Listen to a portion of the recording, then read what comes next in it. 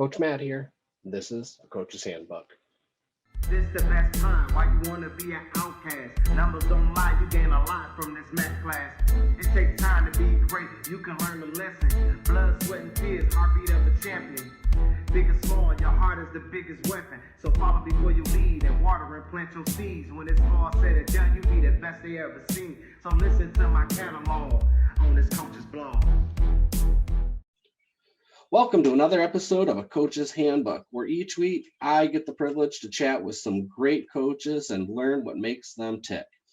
This week, you'll notice my background does not have a soccer goal, if you can believe that.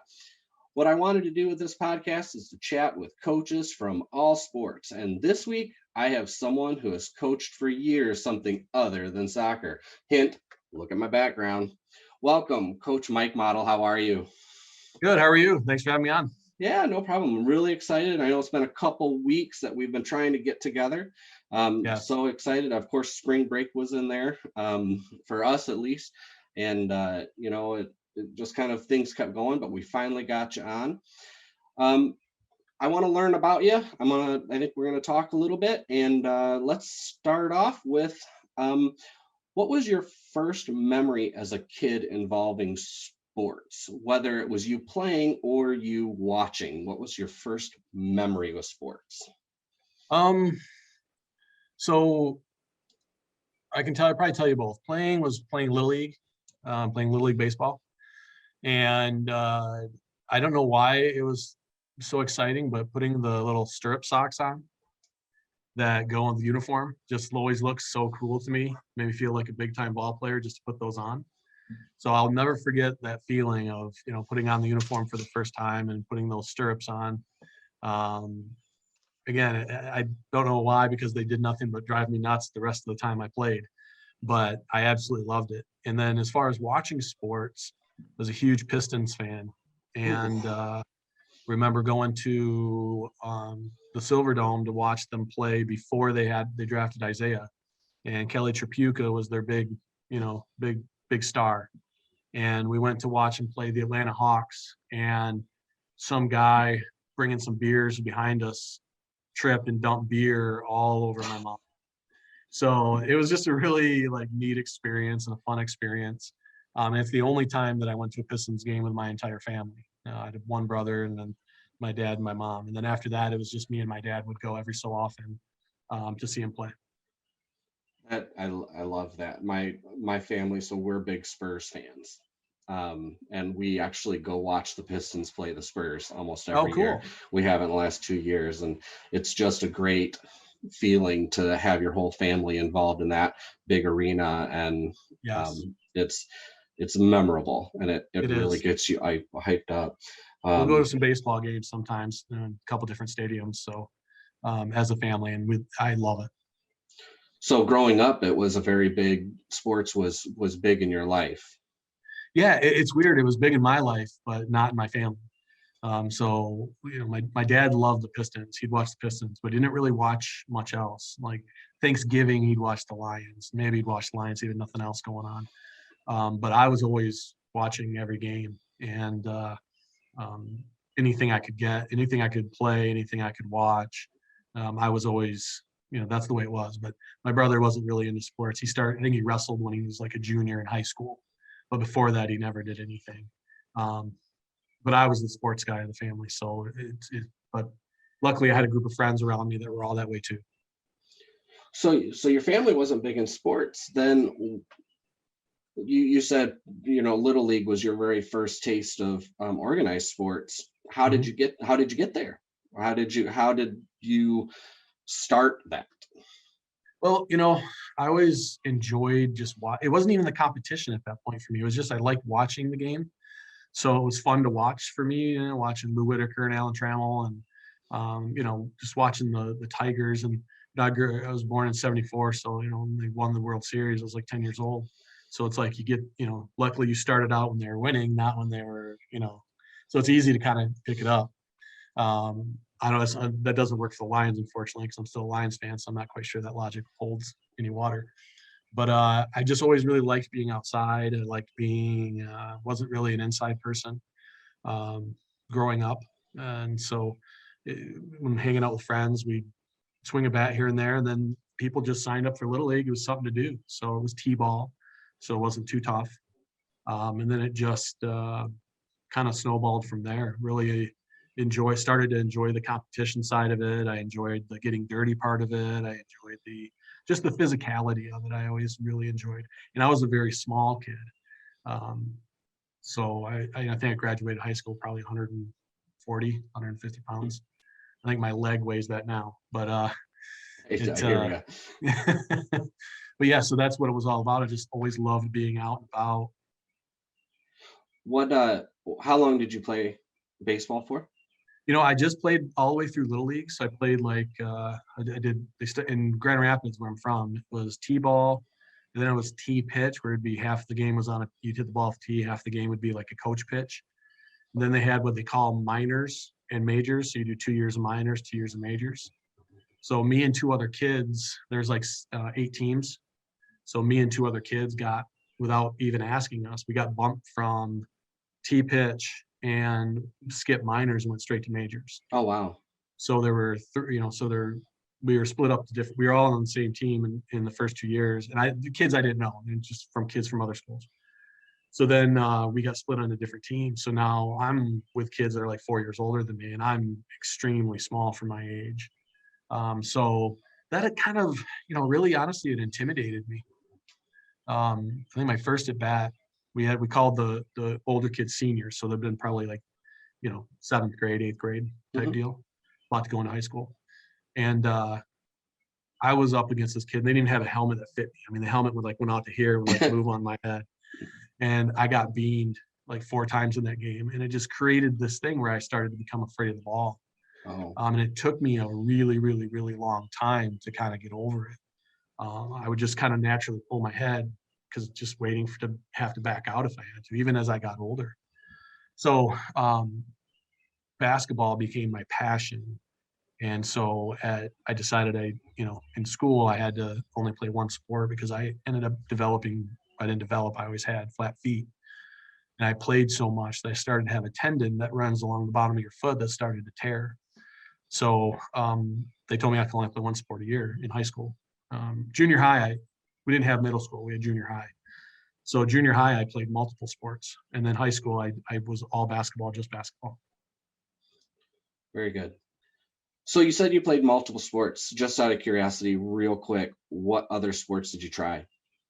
Wrestling, I did 2 years of wrestling, and track, and baseball and basketball. Okay, track. Which events did you do? I did hurdles, I did high jump, and then I did 440 and the 880. Oh, nice. So you played basketball. That was your big thing. You played through high school? Yep. Did you play for the high school and for a travel league? Did you play? They didn't have travel. I did AAU. Okay. So all they had was AAU. So you would try out for the Grand Rapids area team for your age. And if you're good enough to make the team, you made the team. So I was a starting point guard for the AAU team, and we went over to Ann Arbor and would have tournaments. But we did okay. We weren't great, but we were decent. But they didn't really have travel like they do now. Back in the the 80s, they didn't have as many travel opportunities available. There wasn't a courthouse. There wasn't all that stuff. There was a couple of baseball travel teams, but not very many. If you played baseball, travel for baseball, you were going to be traveling. Mm-hmm. Here, there's enough teams. Baseball, softball, basketball. Sports are year round now. And it's a good thing and it's a bad thing in my opinion. And I'm part of the problem by being a travel coach, but on our varsity and JV team for Vicksburg, every girl from top to bottom played travel. Yeah. So it's if you didn't play, we even cut kids that played travel. So if you didn't play travel, you had no chance. Right. But it also, I think that dynamic takes away a little bit from the incentivizing kids to be multi-sport athletes. Mm-hmm. Because now we're asking our kids to, if you want to be a multi-sport athlete, you got to play travel. So you're good enough to play, going to make the softball team, but you also have to play to maybe play travel, to maybe good enough to be on the basketball team Mhm. or on the volleyball team or the baseball team or whatever team, and it it's tough because I think we're seeing a lot less of the multi-sport athlete because of it. Yeah, And I think there's a trade-off of good and bad, and I'm not sure which is the better option. But if you want to be good enough, unfortunately, nowadays you almost have to do it. totally. We do that with our kids. We try to instill. This is the first year we didn't totally take off the winter of soccer. I teach skiing and snowboarding, so I've been doing that 25 years. So my kids are out riding with me in the winter, and this is the first time that we chose to stay with soccer too. So they missed out on a little bit of that as well. But Well, and yeah, that's where it comes down to is the kids have to now make more sacrifices than what we used to when we were younger. And on one hand, it's good because I think the level of play for all these kids is going up. But on the downside, there's a trade-off of having fun. And I've seen a lot of girls. I know your kids aren't quite there yet, but a lot of girls and boys as they get older, they get to be juniors and seniors. They're kind of like, I don't know if I want to do this anymore. Mhm. And you start to see a big drop in the number of teams that are out there, like for travel. Um, because of kids kind of like, okay, I'm either not good enough or I don't want to put in this level of effort. or they're burned out. Well, that's just it. They get burned out. And I Yeah. think that what I find at the younger ages, it's funny you bring up burnout.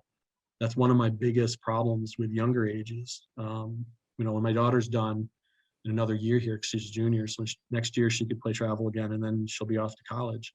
The question is, will I start over again? And if my health can hold up, then yeah, I'd like to coach some more, but I don't know if I want to coach 9 and 10s. And I love the kids, but one, the parents are not always easy to deal with at that age. But two, you get, I talk to parents all the time that, the problem is, yes, your kid loves the game and they do it all the time. They do it on their own. But my daughter would eat chocolate every single day for every meal if I allowed her to when she was younger. But there would be ramifications for that down the road if I don't force her to eat better and to, regulate that a little bit. So I think there's a balancing act between my kids just really passionate, loves it, and you forcing some moderation on them. So Mhm. I don't know what that balance is. It's different for every family, but I see a lot of people making that mistake. And of course, living vicariously through their kids, it's another mistake. Absolutely. Going back to your childhood a little bit, Mhm. uh, what style? I mean, obviously you played a few different sports, had different coaches. What style of coaching did you respond to the best as a player? What's funny is I responded to the type of coaching that is exactly the opposite of the way I coach. I responded to the coaches that would get into me. That would be harder on me and Mhm. that would expect more from me than they expected from the other players.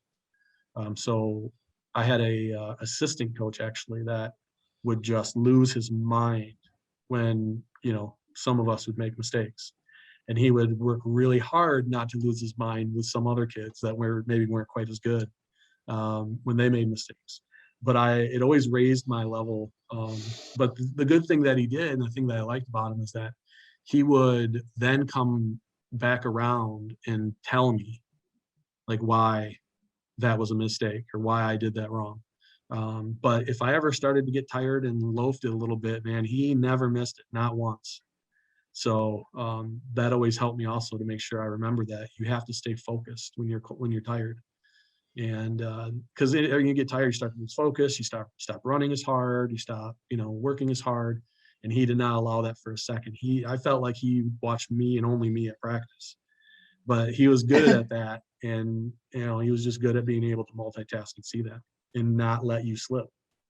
So I was responded actually to the ones that would yell at me or tell me that sucked rather than put his arm around me and be, hey, it's okay. But I am that type of coach. I'm not a yeller. Right. So Well, we'll get to you in a little bit, so just hold tight okay. there. Okay. Uh, Last thing about your youth, and I won't make you think so hard about how we're not too far off in age, and so I know that sometimes it's like, ooh, I got to think back that far. Uh, Can you look back at your youth and single out a sports related memory of you playing that really you'll remember forever? And it doesn't have to, I mean, it could be good or bad, but just Yeah, something that will get you there. yeah. It's there's nothing to me, there's nothing like, and this isn't one specific, it's just a general. There's nothing like being in a gym, having a crowd relatively close to the court, Mhm. completely full, and then you make some kind of sweet pass or you make some sweet move to get past. I was a point guard, to get past somebody, and it's not the like cheers, it's the ooh Yeah. that you get from the crowd, And I mean, I get goosebumps even just now thinking about it. And there's something about that, or you make a steal and on a break on a very close game and the crowd just goes crazy. There's just an adrenaline you just cannot replicate. Um, and then the other thing is on the bad side is I injured myself in my third game of my high school, my senior season. Oh no. And I damaged my ankle pretty bad and I was out for the rest of the season. And I handled it really poorly. Um, I really did. I handled it very, very poorly. And I felt like, I played all these years and never been hurt. And next, my senior year, the big year, I ended up getting hurt. And I let that consume me a little bit. And I didn't pick up a basketball for 15 years, probably, Oh wow. until I started coaching, which is not the right way to handle it. I shouldn't have been that way. And I loved the game. So it took me a while. And of course, when you pick it up again, you can't do what you used to do. So then you're like, this sucks. I'm not doing it anymore. It's just not the right way to do things. So, I should have been stronger mentally back when I was younger. So I've learned that lesson now, trying to teach that to kids that are older, or this generation, I should say. This generation. Well, we can all, I mean, again, that's another, those are two real great positive and negative that you can learn from. I mean, Mhm. you know, it shows that you were excited about the game and there was love with the game in Oh, terms I loved of, it. the cheer, not the cheers, but the oohs and the ahs, and Mhm. that never happened to me on the soccer field that much. Um, but once in a while, but you know, the other side of it too is, hey, just because you're injured doesn't mean you have to stop. Just Right. because you know don't let this little hurdle, in the grand scheme of things, this is 5 minutes in a long day. Yep. We just Well, gotta and even if it's, even if your rehab is long and it's worth the fight. It's worth Mhm. the push to get back into it because, I always tell my kids, when you hang up the shoes, the boots, the cleats, whatever it is, once you hang them up, they're hung up. Mhm. It's never the same. Like once you finally give it up, even if you go back to it a little bit, it's not the same. So make sure you really have given it everything you've given it to say, I feel good about, you know, doing this. I'll miss it, but at least I know from start to finish, I gave it everything. And I unfortunately didn't at the end. And um, so I learned that lesson. Great. All right, now we're gonna switch gears a little bit. We know softball you've coached. You've mentioned that. You Mhm. just mentioned you've coached basketball. Is there any other sports that you've coached since? Nope, those are the only two that I've coached. I mean, I didn't do baseball for Little League just because my son played for a year, but because I was already coaching my daughter and I'd been coaching other kids. So my wife coached my son for a year for Little League. But that was the only two things I've ever coached. I told my son William I'd love to coach soccer, but I just don't know enough about it to be Well, we're gonna effective get at it. to that. We're gonna get to that one. You're jumping ahead with that. I have a fun question I for hope you it's with not a that soccer one. quiz because I'm going to fail it. I can tell you No, that no, right now. no. But we have a fun question for that in a little bit. Okay. Um, so was it your kids that started you coaching, or did you start coaching before your kids were able to? I actually ran a basketball clinic up in Grand Rapids for a year. Um, and it was one of those deals where, it's on every Saturday and it's through a school and it'd be 60 to 80 kids. Um, So I did that for a couple of years, but then no, I didn't start coaching until my kids got older, because I always worked jobs where I was working 80 hours a week, trying to, make a living. And, one that I finally was able to get to a position where I was a district manager or general manager, and I was able to plan ahead and set myself up to where I had time to then, start coaching and doing all that stuff. So yeah, I didn't start coaching until my kids were my daughter was old enough to start playing sports. Okay. Let's get into softball. Okay. You played baseball up until high school. You knew the game. You knew that side of the game. Yep. What is okay? Pretend I don't know anything, because really I don't know much about softball. Sure. Fast pitch. What is the progression of softball? I know that my daughter played coach pitch when she was younger, with the little spinning shooter thingy. That's a technical term that pitching I machine. use. Pitching machine. There you go. Thank you. See, that tells you how much I know about softball. This is why I stayed on the sidelines. What give me the progression of as a coach with softball from the young age to what you do in high school?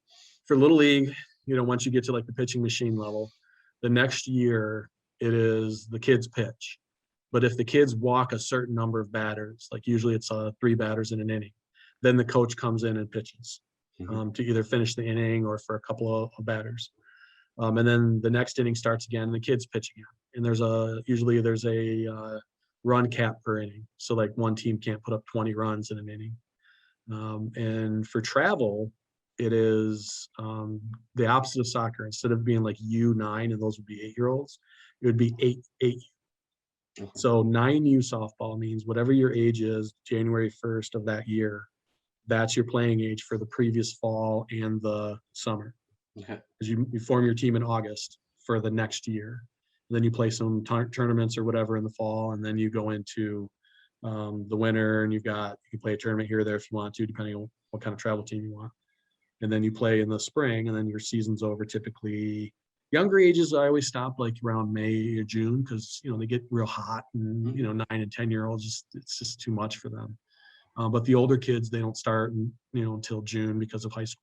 So are we at fast pitch yet? Yeah, fast pitch. It's always fast pitch. Okay. There's no like men's slow pitch or nothing like that. It's always the underhand windmill motion. So of course, as they're younger, they're not throwing it very hard. And then they start out at 35 feet mound, and bases are always 60 feet. So 60 feet from home to first, 60 feet from first to second, so on, so on, so on. But the mound's at 35 feet. And then when they get to for 9 and 10, when you get to 11 and 12, it goes to 40 feet. And then when you get to 14, it's 43 feet, and that's where it stays all through college. So that way, as the girls get stronger, when they're young, they can't get it there from 40 feet. Then the stronger girls will be thrown too hard from 35 feet or 40 feet. So that's why they have the progression of backing it up. Makes sense. So, and I liked how you were talking about the progression and this. And again, I'm ignorant in the world of softball and baseball. It was the sports that I never really paid attention as a kid. I loved watching my daughter play, but I didn't understand a lot of it.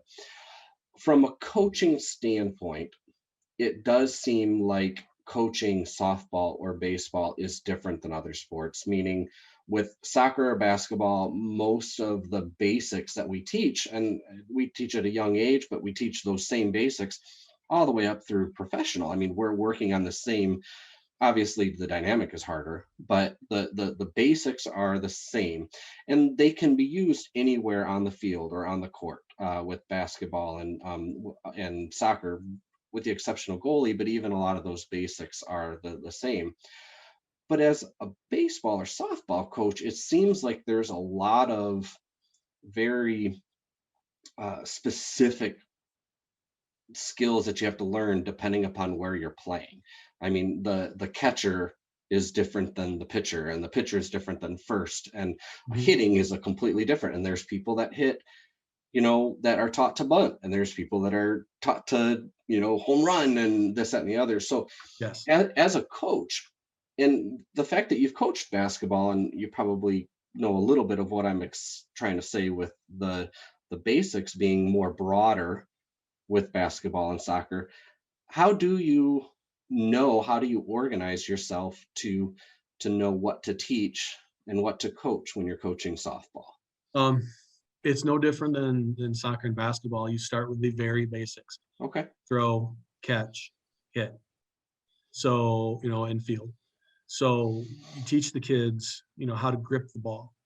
Like when we throw the ball, how do we want to grip it? And we have this drill that we do where, they start down on their knees, like one knee up, one knee down, and they've got a ball in their hand and they just flip. So they grab it by the laces. You got laces here and laces here, and you just flip it to each other. So we're a couple feet away. And then when that's done, and that teaches them to spin the ball, because in baseball and softball, the way the ball spins dictates everything. So it's not just, how hard you can throw, it's how hard can you throw and get that ball spinning to create the velocity that you want, or the change in the pitch for pitchers. So we're teaching the overhand motion, and then we go down to, we put a leg out and we kind of turn, and we're working on our elbow staying in rather than being way out here and throwing strikes. It's not baseball. It's not a small little baseball where you can make nice little, sidearm throw. Softball throws, when they're younger especially, have to be, overhand. And then we get up and we throw regular. We did that I do that when they're in Little League, and I still do it today. And a lot of colleges do that exact same drill, because it's like, touches in soccer. Like you never will stop doing that. That's just something that gets your mind focused on one of the basics in throwing the ball. Softball is so much faster than any other sport I've ever done once the ball's in play. Because there are girls that can run that 60 feet, and there's a difference than baseball is there's slappers. So a slapper will be a left-handed hitter, will be all the way in the back of the box, and as the pitcher starts to throw, that girl starts moving forward towards the pitcher. And her goal is just to hit the ball down on the ground as hard as she can, and so that it pops up, hits the ground, maybe goes high, or it just hits and stays low, and she'll take off. All right, she's already in her running motion. And that girl can run that 60 feet in like a second and a half, 3 seconds, or, I'm making those numbers up right now, but it's extremely fast. So the girl that fields it has to be able to get rid of it very quickly and throw it perfectly and hard, right where the first baseman can get it, and the first baseman's got to stretch. So there's all these little other nuances that are different than baseball or softball. But either way, baseball or softball, you'll see the same kind of progression. And then teaching them the proper way to field the ball. It's not just put your glove. One of the biggest problems coaches have when they're young is as long as the kid gets the ball, it's a great job. And we don't stop coaching just because they had success. Mm-hmm. They may have looked like they were running up to the ball with a loaded diaper in their pants. Like that may have That would be me that time. probably. They may have gotten the ball that time, but if that ball's to the left or the right with the technique they're using, they're not going to get that ball. So teaching them proper footwork on how to approach the ball. There's so many little things that are nuances that can make a big difference. See, that's a big difference with softball and basketball. Basketball, you can draw up a play that can get you a score, right? Even if the kid's not great, you can, work out some kind of, pick and roll or some kind of thing where the kid can get open. With softball, you have the bat. There's so many things involved in learning how to hit. One of the hardest things to do is to hit a ball. It is in baseball, softball, it is one of the hardest things to do. Most kids will get lessons every week for years. In fact, that's why college teams and pro teams have hitting coaches, because hitting is hard. They don't usually have many fielding coaches or whatever. I mean, you got to work on that too. And then the biggest difference also, I think, between the two is, basketball and soccer, there's nonstop things happening. With softball, it's sit, wait, explode. I got to explode when that ball gets there. The ball's hit. Now I got to explode and go get that ball. And so there's not a lot of the actions like seconds rather than 40 minutes for a half. The ball's constantly in play. So it's very different, and there's a lot to learn. So I guess I'm kind of going in long. I told you I would do this. Roundabout to get to the end. Okay. But to learn, it was really just stealing from other coaches. seeing things that they do and they're like, man, I should do that too. That's a great idea. It's not stealing. We're all working together. Yes, I mean it's stealing. It's upfront stealing. Yes, they know I exactly. stole it, and I hope people have stolen from me. There's not a whole lot of original ideas when it comes to coaching. I mean, it's just somebody did it, and you maybe change it a little bit to fit yours.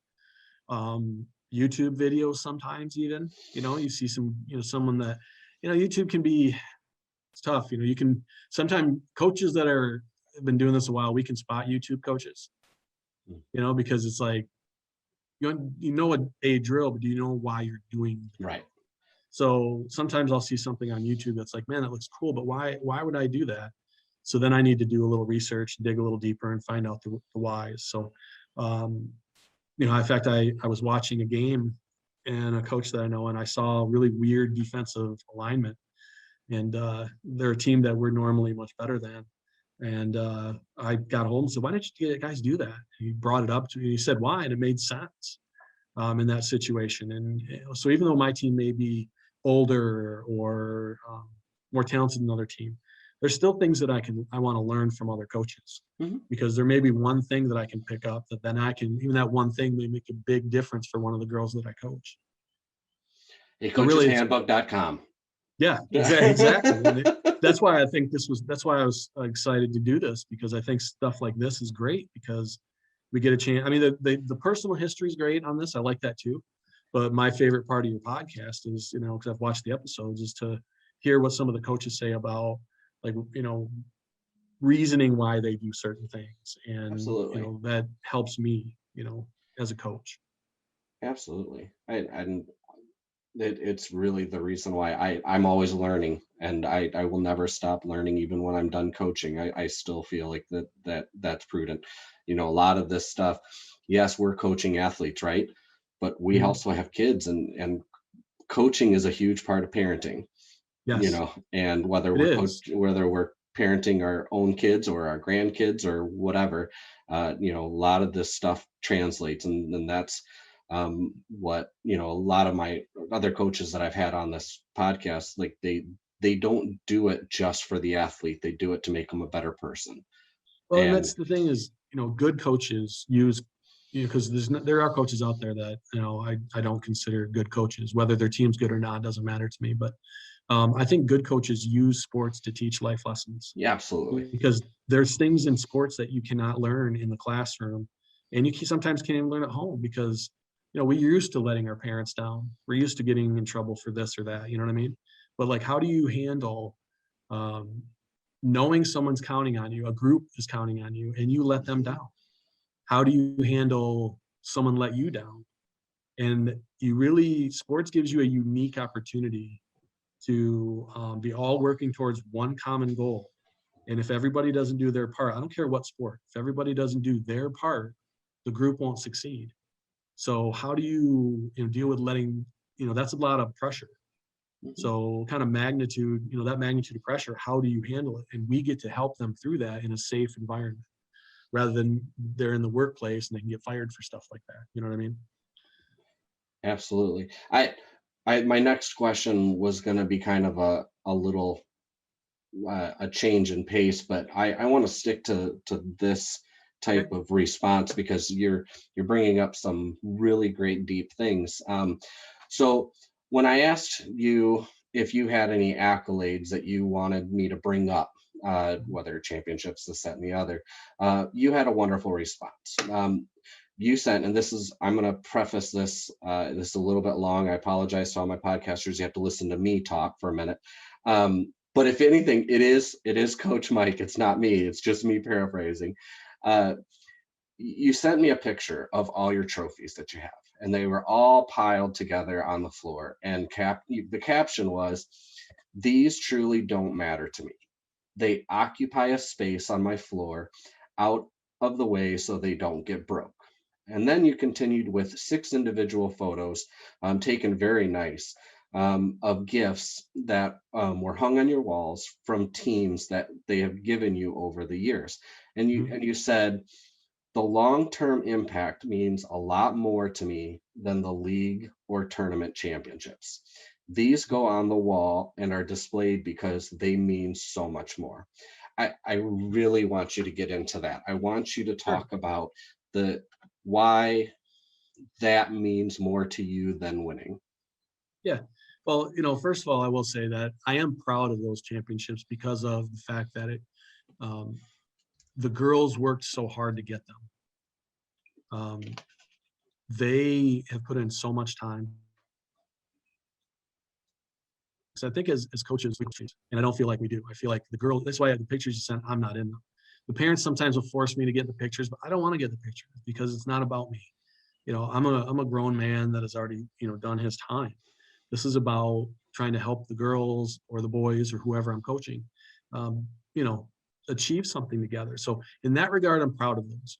But the I don't really. I know this is going to sound like after school special, but Dun, dun, our dun, kids, dun. yeah, the current generation maybe won't know what that is, but like how to bill becomes a law should like that song should be coming up right now.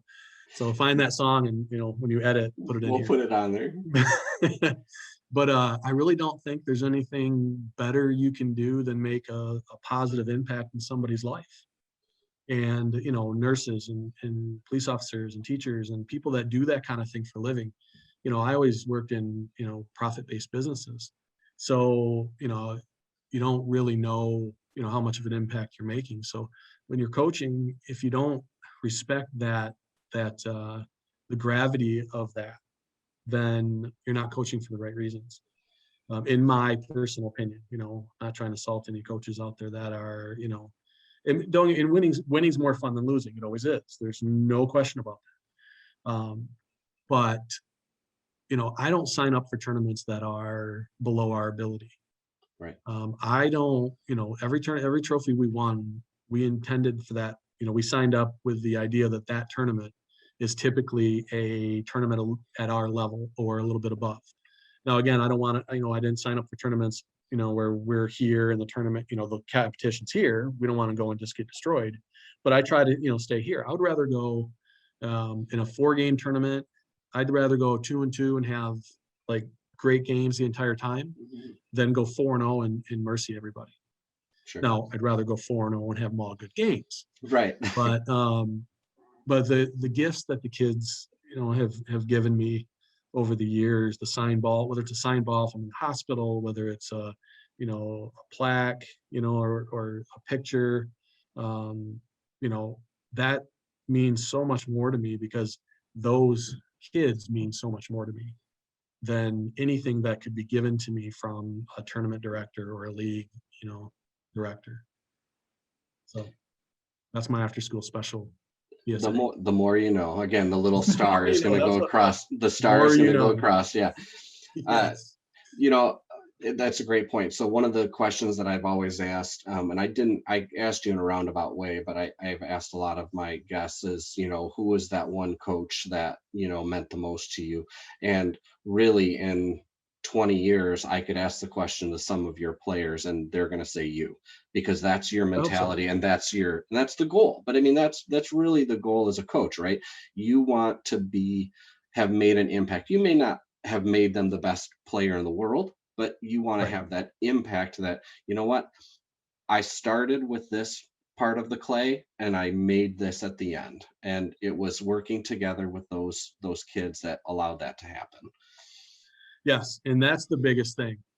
I was talking to a coach one time that he was trying to create a team that, at the end of the season, whoever tries out, no matter if you're on the team last year or not, they would take the best kids, because he was trying to create this. He told me, I want to win a state championship, because in travel they have state championship through different organizations, and it's not like a high school state championship. It's really just an expensive tournament.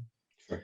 That you may get good competition, but he really wanted to win one. And I'm the type that I only cut kids for one of 3 reasons: either attitude, effort, or parents.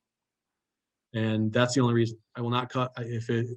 Every year at tryouts, I have kids that are better than some of the kids that have been on my team, but I don't take those kids because I already had, I only needed 2 kids, and of the tryouts, they weren't the top 2.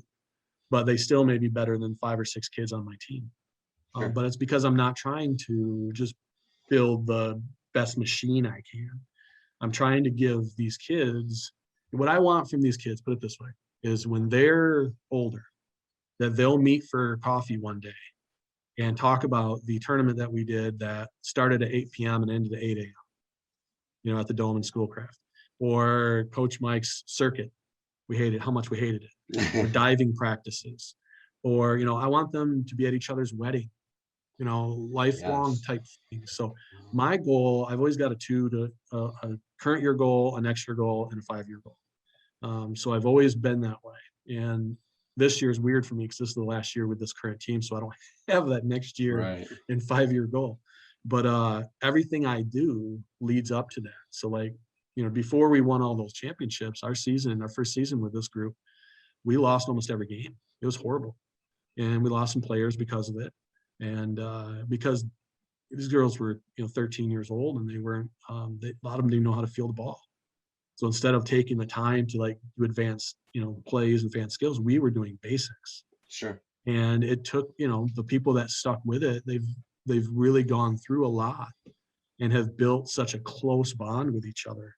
I've been coaching these girls, like I said, this group for about 5 years now. And this is a group of girls, remember, teenage girls the entire time. We've had no drama, no drama. I had drama with one girl, and I kicked her off the team. And it sent a message to everybody else that it won't be tolerated. But a big part of that, though, was making them go through some things that are really difficult, because it naturally brings them together. Mm-hmm. And it makes them remember that, look, I can't have drama with this kid because I need her, Mm-hmm. and that's something in life that they're going to have to deal with. So I've been very blessed that I've got the greatest group, in my opinion, the greatest group of girls in the area. I'd like to say I have the greatest group of girls in the area too, but mine are younger, so that's okay. We can So still you've got win. the greatest younger group in the area, and I've got the greatest older group. There you go. How about that? All right, sounds great. All right, one last big question, and it may not be that big. It's kind of more of a fun question before we get into overtime. Mm-hmm. I know you have a son that plays soccer. As a coach, is it hard for you to not be involved in his sport? Because you've said you don't know anything about soccer, don't know much about soccer. Whether during practice or games, is it you get to do all this stuff with your daughter? Right. What is it like to not be that for your son in soccer, at least? It's hard to explain. It's hard because I miss a lot, because if they both have something, I can't miss softball. Sure. So it's not like my wife and I can divide and conquer. We do divide and conquer, but we can't flip flop. Right. So sometimes my wife has to miss my daughter's softball, and a lot of times I have to miss my son's soccer because the coach can't not be there. But when I am there, it is hard. Yeah. I trust the coaches. I've been blessed to have great coaches. When Dan took over Sting, we were with Sting before Dan, took over. I think we are the only family that is still here from when he first started. And we were at the youngest age possible outside of ASO. And that was his first year ever playing. So we had a different coach, and then Dan took over halfway through because the coach we had left. And so we had Dan. So I started out with having Dan as a coach, which made it easier. And then, we had Dan's brother, and then we have, Dan again, then we had Adam. So I've been blessed to have these great coaches. But it is hard because I have a rule that 2 rules. One, you have to do something. I don't care what you do. It doesn't have to be soccer. It doesn't have to be softball. It doesn't have to be basketball, but you have to do something. And then 2, whatever that is, you have to give it everything you have. So in the car, if after the game, if I have a conversation with my son, it's about his effort. It's never about his mistakes. It's never about, and that's hard because as parents, we want to, get in the car and we want to tell them, hey, you did great. But there's the but. That time when they kicked it back and that guy took off, you didn't really, I don't know what the terms are, but you didn't release and get back in time. So he got by us. So next time you want to do this. And in softball, the same way. You get in the car and it's like, with my daughter, I don't, when we get in the car, I don't give any kind of negative anything ever. Mhm. And that took a long time to learn. And I tell parents, if you can master the car ride home, It's the hardest.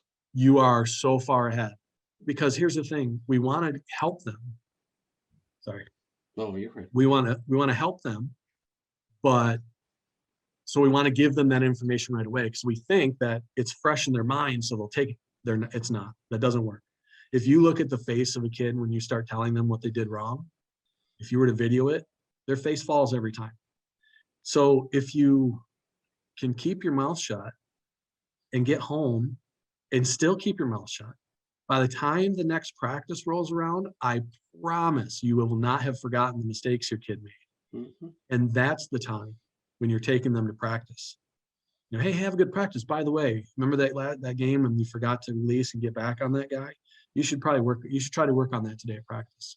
You still were able to give the information to the kid, but you were able to give it in a way that is better received. And I don't want to make this too long, but I've got a great story for you as how I learned that lesson. So I'd already been coaching my daughter in Little League for a year and travel for 2, because I actually coached, travel more than I coached Little League. And I just want to play Little League one more year. So girls are still pretty young, like 10, 11, but she'd been playing travel since she was 8, so she'd gotten better. So I got like 3 travel kids on the team, and the rest of the girls are just, girls in the area. And I've got them all on the line from first base to second base, and I'm just hitting balls and they're throwing it back. So some of the throws are going all over, of course, or they're missing the ball. My daughter made a couple bad throws, and she threw one over my head. And I said, go get it. She's like, what? I said, go get it. So she went and got it, and I kept hitting balls to people. So the whole game I can see she's mad. Like she is mad. So we get in the car, and I said, after the game, and I said, okay, go ahead. I know you're mad. She said, well, I don't understand why you made me go get that ball. And I said, you threw it 40 feet over my head. And she's like, well, I'm not the only one. I said, you play travel.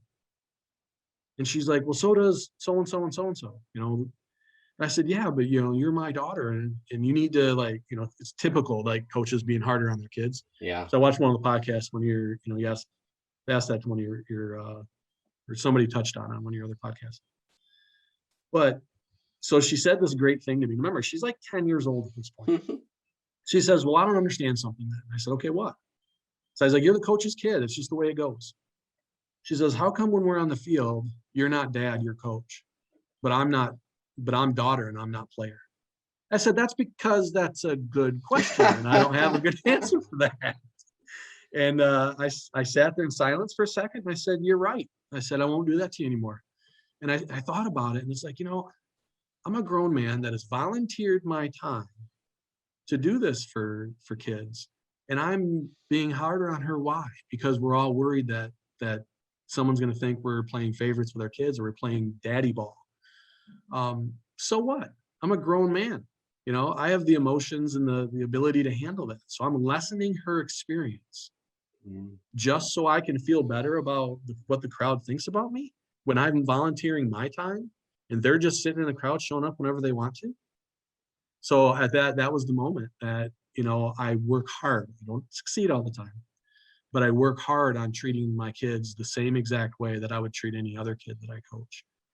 It's hard because you see more of your kids and you naturally want to, just like any parent.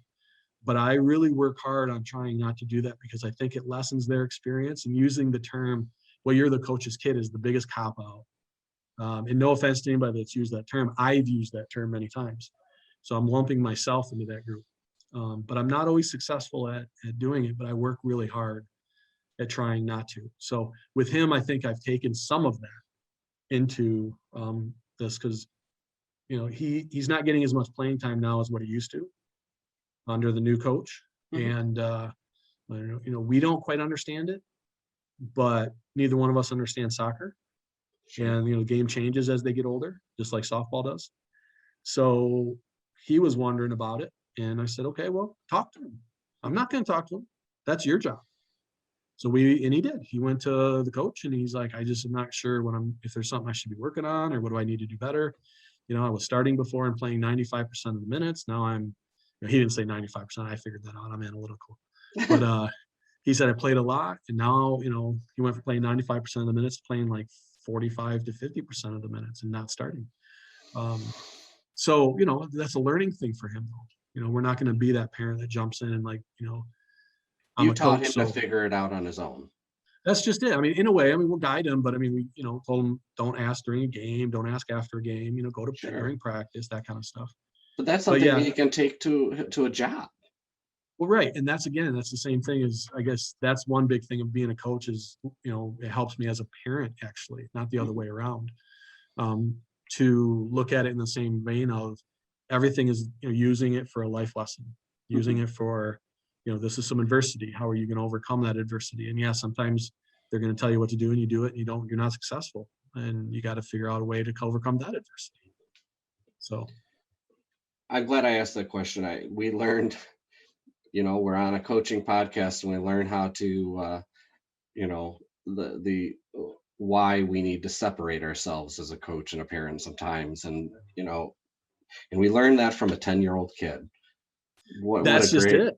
Yeah. Yeah. And it's like you learn, and what I tell parents, they're like, well, how do we do that? I was like, I don't know, eat suckers. Like, we used to pass out, we used to get suckers for a while. It was a joke on our team. We used to get suckers.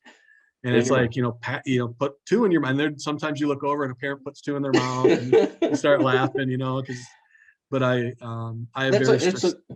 Sorry, go ahead. I was just I have very strict standards for my players and my parents when it comes to behavior. That soccer is crazy to me. Like, there's people yelling and screaming, some coaches do a great job of it. Some coaches don't, of controlling the crowd. Mm-hmm. And I don't let our parents, you don't have to play for me if you don't want to, but if you're going to play for me, you're not yelling at the umpires. I mean, groaning here and there is fine, but you're not yelling at the umpires. You're not fighting with the other team. You better not say any of the other teammates. But I have cut more kids because of parent behavior than I have attitude and effort combined. But it's always, of course, I talk to them first, and sure. But and it's hard, it's like, I'm not their parent, so they're grown people. I can't really tell them what to do, but they don't have to play for me. Right. Because the kids should be proud of who they play for. They shouldn't be like going like this because their mom's yelling, because they thought they were safe, and now they're getting in this big argument. And I've seen fist fights at games. It's just ridiculous. It's like you're at a, you don't want to be on YouTube for those reasons. Right. Put it that way. Exactly. All right. Are you ready for overtime? Fire away, man. Okay. Quick answers. If you have a little bit to say, no big deal, because some of them are a little bit more, in depth. But this is the fun time. This is the fun time. I get to ask you a few really more fun questions. Simple question. First one. While watching your kid play, not a coach, just as you are there as a parent, are you a sitter, a stander, or a pacer? I'm a sitter, but I talk nonstop to myself. My poor wife during basketball games, especially, it's like anybody that sits by me, I got to warn them. Look, I don't shut up, but I'm not loud. So I'm not yelling it where anybody else can hear it, but I am nonstop, either coaching or saying something to myself or talking about the game in general, whether my kid's in or not. So I am a sitter, but I am nonstop this to myself, basically. Next question. You've been a softball coach for many years. Do you have a quick America's Funniest Videos situation that you've had? Well, and I don't know if you understand that reference, but we're the same age. Come on. I got you. Do you have an example for us? Oh yeah. I've got more than one, but the one that stands out is, I coach third all the time. So foul balls, it became this joke that, I'd stop with my feet all the time. And I'd be like, look at my kids, if they're right there, and be like, look at those foot skills. So a ball got hit towards me and I went to stop with my foot, but it rolled up my leg and stopped directly in the middle. Oh. Literally, we had to stop the game. Like I was doubled up in pain and just standing there, and had to, it was a good 2-3 minutes before we could resume. And then of course I made a joke of it, and my girl named Leanna was up, and I was like, come on, Leanna, you can do it. So, but way to play it off. Yeah. I don't stop the ball with my feet anymore. I just let it go by. It's not worth it. I think that's good advice right there. At the beginning of a season, would you rather have a team of all stars or a team of role players? Team of role players. I mean, it depends. I mean, it's a broad brush. So, I mean, I'm using stereotypes for both. But I mean, if the all stars are work hard and they have a good attitude, I take the all stars. But the role players, if they all understand, if they all have the right attitude, role players typically have a work hard attitude because they're trying to get that next, spot. Whereas a lot of times all stars are, maybe entitled and they think that they deserve it. I may have a girl that's 1A, 1 and 1A. They're that good. But I want this one that's not in cheering for this one and just working hard and if she gets the spot, I want her cheering for her. And that's, healthy competition's good. But competition, you got too many cooks in the kitchen can be an issue. So this may not apply, knowing that you stopped playing baseball in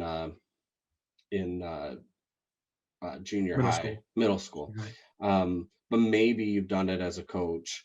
So I have a second question behind it if this is really isn't prudent. But have you ever had any of your pitches like the little radar gun with the speed? And what was that speed if you with have? Me throwing? Yes. Oh God. Okay. I can't throw as hard as the kids I have. Not even close. Okay, so I've got let's some go. Kids that can throw like 60 miles an hour, which is extremely fast for this age. No, batting practice is never as good as regular. Now I throw harder than my assistants do. So That's all I'll tell that you. I got matters, one right? assistant that throws it like it's a men's slow pitch. I'm like, dude, that's not going to help them. We need to put a little zip on. But the good thing is you can just move a little closer, put a screen, you sit behind a screen and throw from a little closer distance. So they get a little bit more of a reaction. But no, I can't replicate that at all. No way. What is then as a coach in high school, and I'm assuming high school can throw faster. What is the fastest pitch you've ever seen live? I'd say probably like 64. Wow. What's normal for like college level? That's about normal. Like, oh, really? Yeah. But that's fast. A lot of people like they'll go in someone will tell me they can throw 60. And they'll get in a cage because they did it in a cage once where they're not trying to aim. They're not worried about a batter. So even my players are the same way. Like I got two girls. Right now I don't, because I lost one, but I have one girl that can get 60 pretty consistently in a cage, but in a game, she's probably throwing 55, 58, somewhere in there with a fastball. Wow. But it's more of and I got a girl that throws in the high 40s, low 50s, but she can spin the ball, she can move it, she can put it wherever she wants. One thing you find in softball, they have rise balls, which is a ball that comes in and then naturally rises. There's a drop ball where a ball comes in, naturally drops. And then you got a curve ball and a screwball. So those are the basic pitches. So I get this all the time where girls I have 5 pitches. I have a rise ball, I have a drop ball, when the honesty is they have a fastball that's high and a fastball that's low. It doesn't move at all. It doesn't drop. It doesn't rise. It doesn't, So really, if you can locate and put the ball in the outside corner, the inside corner, high, low, and you have a changeup. If you can have those things, you can be a very, very effective pitcher for a long time. Once you get to college, you have to be able to move that ball. It's got to have a little bit of spin, a little bit of movement. But it's more of I've got a girl that is never thrown hard, but she's always been able to put it where she wants. So, people see her and they think, oh, we're going to kill this girl. And I hear coaches all the time, girls, we have to catch up to this girl. And I just smile. And it's not about catching up to her. It's she's putting it where your girls can't hit it. Right. So, yeah, it's there's a lot of different pitches out there that, but it takes a long, long time to master those pitches to really say you have those pitches. And your girls are better than you. Without a doubt. It's not even close. All right. Last question. And you have to be brutally honest with yourself. You're going to open up to the whole world right here in the very last question. No problem. You're by yourself after a huge win. Mm-hmm. Your girls did great. They played perfect ball. Do you have a victory dance when no one's looking? No, I'm a terrible dancer. Do you have a Terrible. do you have a Even to ritual? me, it's like, oh, that's terrible. I can't do that. Is there No, something that you unfortunately, I do? don't. If I did, I'd do it. I promise. But I don't have it. Any ritual that you do, like if after you win? That's Not really, because it doesn't matter. Like I don't go into it like, how are we going to win this game? Now, don't get me wrong. We try to win every game, but I'm more on the ride home. I'm not thinking about the win. I'm thinking about so and so's first home run that they ever got, the big hug I got awesome. after their first home run that they ever had. Those are like my greatest memories. And there was a girl in Little League that I was coached her for 2 years, and she never hit the ball, not once. It was machine pitch, and could not put the bat on the ball one time. That's why we saw her the next time. We're surprised she came out again. So I tried to spend some time with her. In fact, the guy I was coaching with actually walked by me. I was working with her, and he goes, "Good luck," which I Oh thought was kind no. of, crappy. But, I understood he thought he was funny, but she was just not very good. And she finally hit the ball. And I mean, I would literally try to feed the machine where she was swinging, because she would swing the exact same spot no matter where the ball was. Mhm. So I was trying to adjust the speed. I was trying to get the ball to hit the bat, which is impossible. She finally hit it, and we're like, run. And she got to first, and her mom was crying. Aw, that's Like, we awesome. gave her the game ball, and she started crying. So this girl got one hit in the entire time playing Little League, and it's still one of the best moments I've ever had. Even after all the competitive travel and the college showcase tournaments and all this great ball that, I've been able to see or be a part of, that little hit still to this day is better to me than most of the championships that we've won. But it's seeing a girl's first home run, knowing that you're part of a memory that is going to last forever, an immediate memory, not just a long-term group, total thing, but being a part of something, not just a spectator, but active participant of that memory, is something that you just can't describe. It's a feeling you can't describe. So things like that are things that I think about on the way home, and you know, and then what did we do wrong and how can we get better? I've already got the next practice plan figured out by the time we get home. Right. Well, Coach Mike, last minute is all you. If you want to give one piece of advice, whether it's to coaches or players or both or parents, this is your minute to not have to answer to me and just say what you want to say. Well, obviously I already, kind of gave the parent advice, master the car ride home, be nothing. I know they have the term, just, I love to watch you play, but it's cliche, but it's true. Mhm. If you are all about positivity and positive thinking, then it matters. And then I have that same advice for coaches: is figure out what kind of team you want, you know, have a plan for the future, sacrifice now for tomorrow, and make sure that, you know, if you're coaching, boys and girls are a little different, there's an old saying that boys have to play well to feel good and girls have to feel good to play well. It's a broad brush, of course, not everybody fits in that, but it is pretty true from what I found. But work on stuff outside of the game, not just the physical skills, but the mental side of the game. We really work hard on making sure girls don't talk to themselves, the way that they wouldn't talk to a teammate. Like, would you talk to your teammate that way? Well, no, well, then don't talk to yourself that way. Right. So we work really hard on being positive and saying positive things. And if you have to say something negative to a kid, that's fine. It's okay. There's nothing wrong with it, I think, as a coach. I think that's part of coaching. But I think you have to follow it up with a positive as soon as possible. So don't get me wrong. I've been on my bucket and I've yelled out to a girl, "What are you doing?" And she gives me that deer in the headlights look. Oh no, yeah. And then as soon as but I meet her at the dugout, as soon as that inning's over, and we laugh about it. I'm like, listen, this is what you did. Here's why you need to. And they're like, I know, coach, I shouldn't. I'm like, don't worry about it. It's over. It's a mistake. You're allowed to make them. This is a safe place to do that. And then players, it's just, don't be afraid if a coach is hard on you. That just means they care. It means they see something in you. But even if a coach doesn't see anything in you and you don't have that great coach that, all of us really look for, then take it upon yourself. Don't let that hold you down. Don't let anything stop you.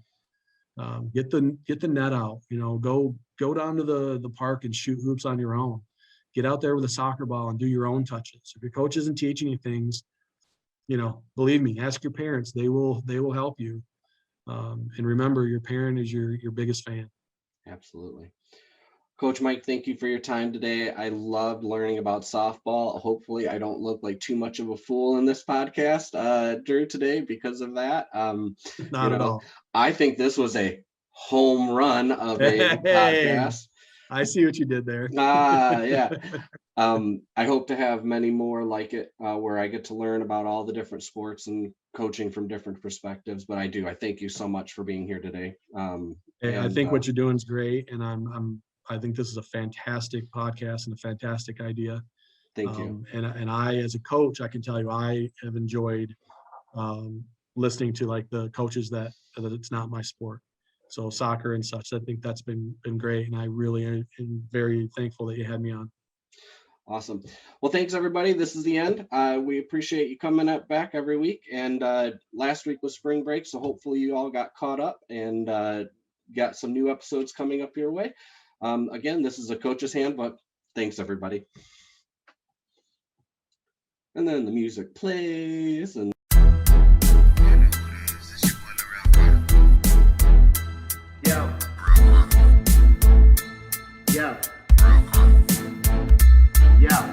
This the best time, why you wanna be an outcast? Numbers don't lie, you gain a lot from this math class. It takes time to be great, you can learn the lesson. Blood, sweat, and tears, heartbeat of a champion. Big or small, your heart is the biggest weapon. So follow before you lead and water and plant your seeds. When it's all said and done, you be the best they ever seen. So listen to my catalog on this coach's blog.